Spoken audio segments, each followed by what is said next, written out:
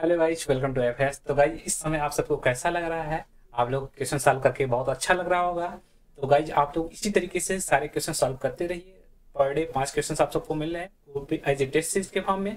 तो आपको वहाँ पे 20 मिनट मिल रहे हैं, जो कि आप सब बहुत अच्छा रिजल्ट दे रहे हैं। तो गाइस, आप लोग इसी तरीके से मेहनत करते रहिए। और चलिए हम आज का सोल्यूशन देख लेते हैं, जो कि हमारा थर्ड डेज का सोल्यूशन होने वाला है। चलिए देखते हैं हमारा इसमें फर्स्ट क्वेश्चन क्या है। हमारा फर्स्ट क्वेश्चन है the first ionization energy lowest for. तो फर्स्ट आयनाइजेशन एनर्जी हमारा लोवेस्ट किस केस में होगा? तो जैसा कि हम बात करें, इस केस में हमारे पास क्या क्या है। हमारे पास है फास्फोरस,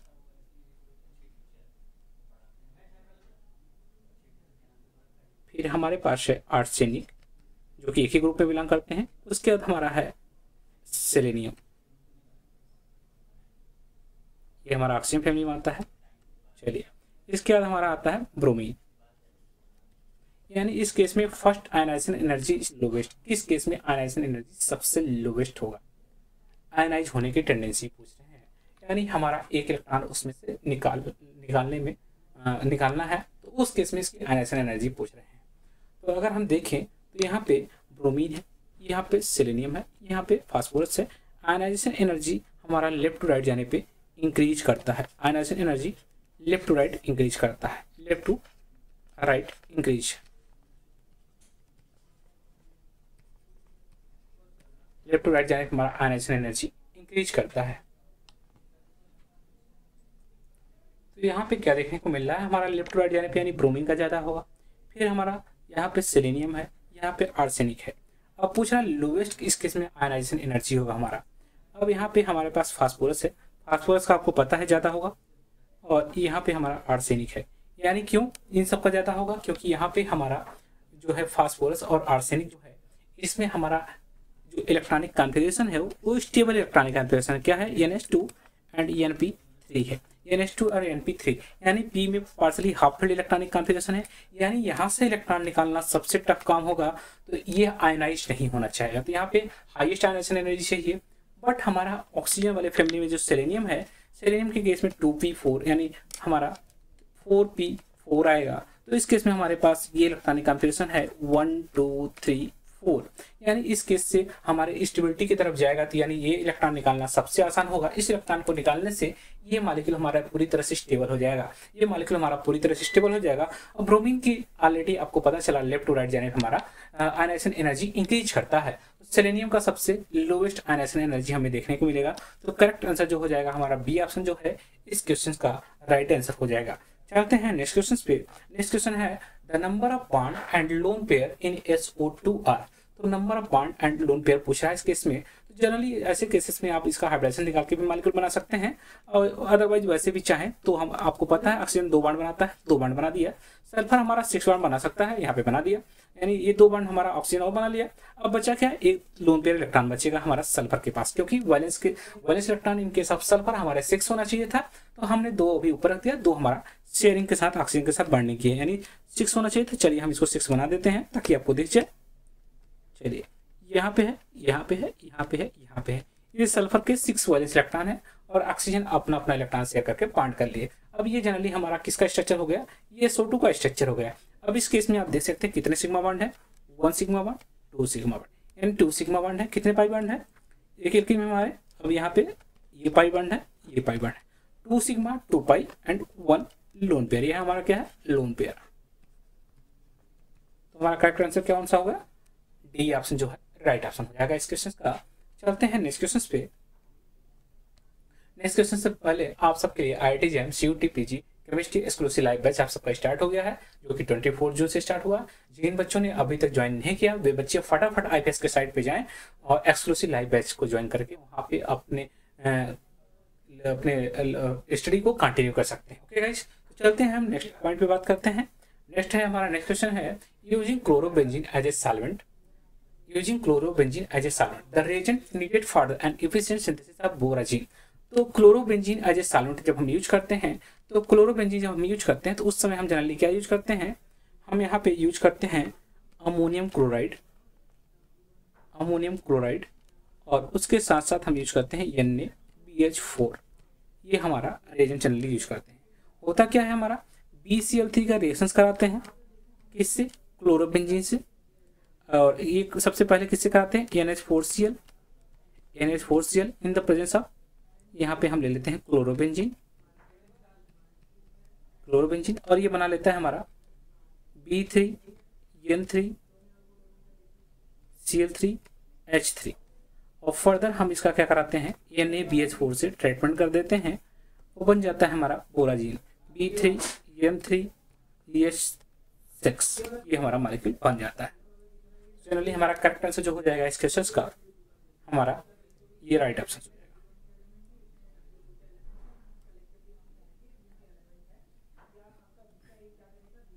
तो सी ऑप्शन जो है हमारा करेक्ट आंसर होगा इस क्वेश्चन का।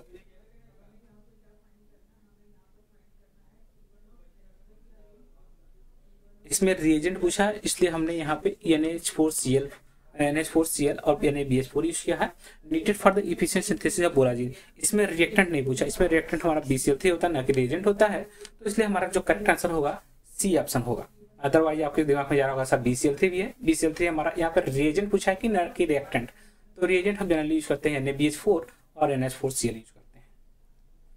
नेक्स्ट क्वेश्चन है हमारा, to explain the experimental magnetic moment of the complex at room temperature, the orbital contribution is not required for।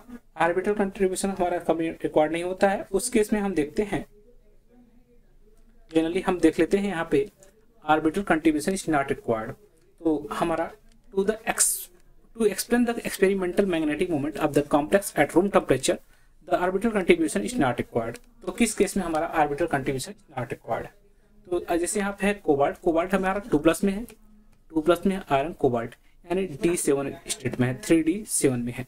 यहाँ पे हमारा क्या है, निकिल है, निकिल 2+ में है, और निकिल 2+ में है, तो ये हमारा क्या है 3D8 में है। यहाँ पे क्रोमियम हमारा साइनाइड के फॉर्म में है, तो यानी हमारा लो स्पिन कॉम्प्लेक्स बनाएगा। क्रोमियम हमारा क्या है, क्रोमियम हमारा +2 में है, तो इस समय हमारा 3D4 होगा। और ये निकिल हमारा क्या है, निकिल हमारा इथाइलिन डायमीन के साथ है, निकिल 2+ में है। और यहाँ पे ये हमारा क्या है, इथाइलिन डायमीन है, और यहाँ पे ये ट्राइमीन, सॉरी यहाँ पे इथाइलिन ट्राइमीन है, सॉरी ट्राई इथाइलिन डायमीन है, ट्राई इथाइलिन डायमीन, यानी ये ऑक्टाहेड्रल कॉम्प्लेक्स है, ऑक्टाहेड्रल कॉम्प्लेक्स है, और ये हमारा 3D8 में है, 3D8 में है। चलिए अगर हम इसकी स्प्लिटिंग की बात करें, तो ये हमारा जनरली स्प्लिटिंग करता है। स्प्लिटिंग करेंगे तो हमारा ये ऑक्टाहेड्रल है, इसका मतलब T2G हमारा 3 और Eg2 यानी 5 हो गया, 6 7। T2G में हमारे पास 5 इलेक्ट्रॉन और Eg में हो जाएंगे 2 इलेक्ट्रॉन, यानी इसमें हमारा अनसिमेट्रिकल फीलिंग T2G में है। जब भी T2G में अनसिमेट्रिकल फीलिंग है, unsymmetrical feeling in T2G orbital, वहाँ पे हमारा क्या देखने को मिलेगा, unsymmetrical feeling in T2G orbital, in T2G orbital, in T2G orbital. उस केस में हमें क्या देखने को मिलेगा, वहाँ पे हमारा ऑर्बिटल कंट्रीब्यूशन इन्वॉल्व होगा, वहाँ पे हमारा ऑर्बिटल कंट्रीब्यूशन इन्वॉल्व होगा, वहाँ पे हमारा क्या होगा, ऑर्बिटल कंट्रीब्यूशन इन्वॉल्व होगा, orbital contribution involve, orbital contribution involve in magnetic moment. और सेकंड केस में हमारा है निकिल 3D8।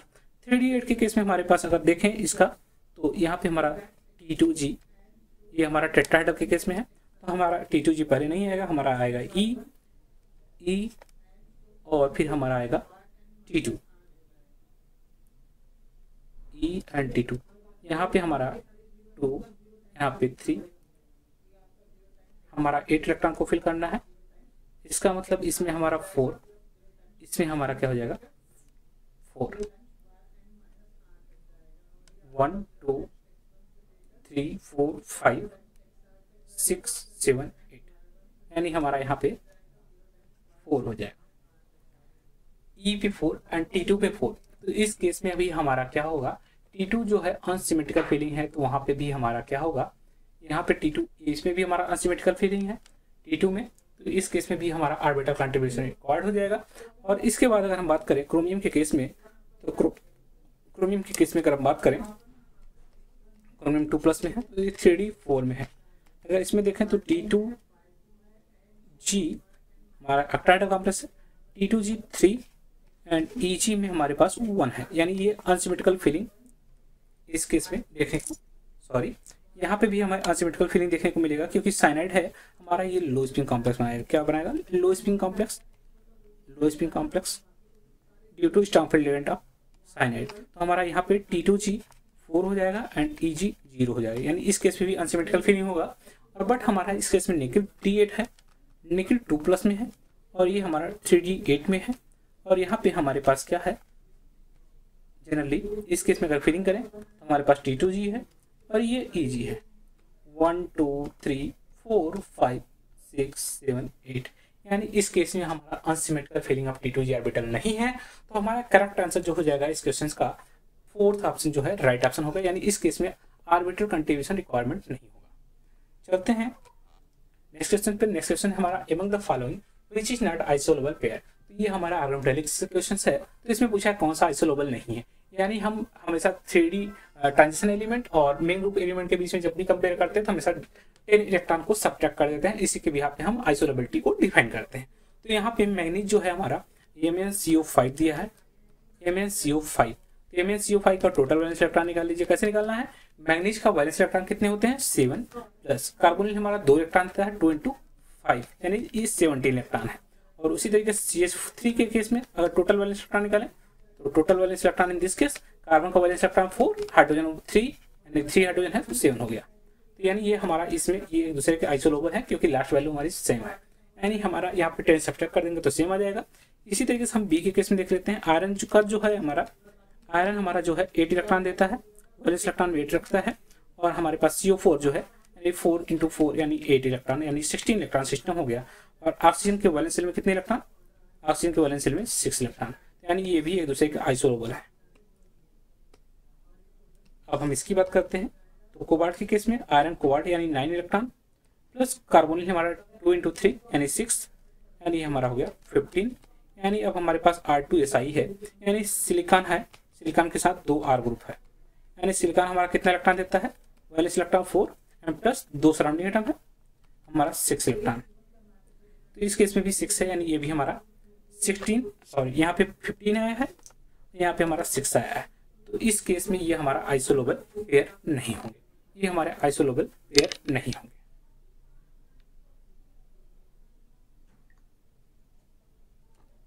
तो हमारा ये करेक्ट आंसर हो जाएगा, क्योंकि यहाँ पे 5 है, यहाँ पे 6 है। ओके, एंड हम अगर नेक्स्ट वाले की बात करें तो नेक्स्ट केस में भी आपको देखने को मिल सकता है MnCO5। MnCO5 का मतलब यानी 17 और RS का मतलब 6 एंड प्लस 1 7 हो जाएगा। तो ये हमारा आइसोलेबल पेयर हो, यानी हमारा करेक्ट आंसर जो है वो हमारा हम रेड से मार्क कर दे रहे हैं, हमारा C ऑप्शन जो है राइट ऑप्शन होगा इस क्वेश्चन का। ओके गाइस, तो आप लोग जिन बच्चों ने अभी तक नहीं ज्वाइन किया है या अपने दोस्तों को सर्च करना है तो आप लोग इस तरीके से कर सकते हैं। IFS की साइट पे जाना है, सर्च करना है, वहाँ पर रजिस्टर करने के बाद आपको जाना है IIT JAM सेक्शन में।